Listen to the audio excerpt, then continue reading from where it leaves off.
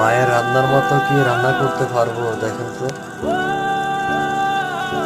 এই যে প্রবাসে এসে মায়ের হাতে রান্না খেতে খুবই ইচ্ছে করে, তাই সব সময় চেষ্টা করি মায়ের হাতের মতো করে রান্না করতে।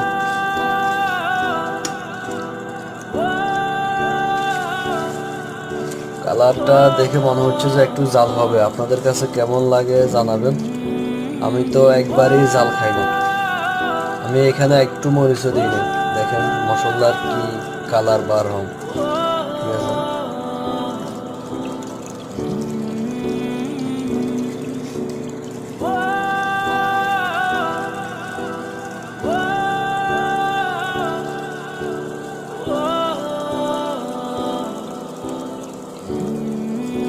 এটা যখন হয়ে যাবে তখন আরেকটা ভিডিও দেবো, তখন দেখবেন কেমন হলো। এখনো এটা হাফ রান্না হলো।